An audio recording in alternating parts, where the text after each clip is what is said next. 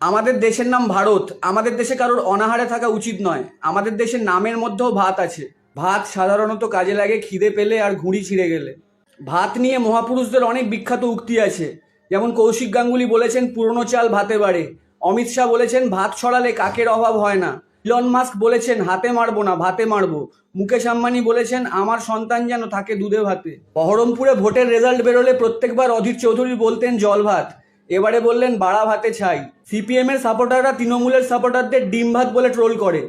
CPM এর বিশ্বাস, মাছ ভাত সর্বশক্তিমান, কারণ ইহা বিজ্ঞান। মাংস দিয়ে ভাত রান্না করলে সেটাকে বলে পলান্ন। দুধ দিয়ে ভাত রান্না করলে সেটাকে বলে পরমান্ন। চুরির টাকা দিয়ে ভাত রান্না করলে সেটাকে বলে নবান্ন। ঘি মনে করে ভাত আমার প্রতি লয়াল, ডাল মনে করে ভাত আমার প্রতি লয়াল, মাংস মনে করে ভাত আমার প্রতি লয়াল।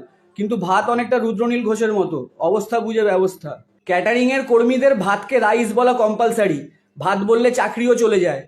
আমার এক বন্ধু আপনাকে আরেকটু রাইস না বলে আপনাকে আরেকটু ভাত বলে ফেলেছিল বলে মালিক চিকেন পকোড়া ছুঁড়ে মেরেছিল। সব থেকে বড় প্যারাডক্স হলো চাষিরা ভাতের অভাবে সুইসাইড করছে। কোন দিন শুনবো ফেক নিউজ শেয়ারের জন্য মার্ক জুকারবার্গ ফেসবুক থেকে ব্যান। আমি ভাত খেতে প্রচণ্ড ভালোবাসি। শিবরাম চক্রবর্তী বেঁচে থাকলে আমাকে ভাতের ফ্যান বলে ডাকতেন। আমার সবচেয়ে প্রিয় পান্তা ভাত।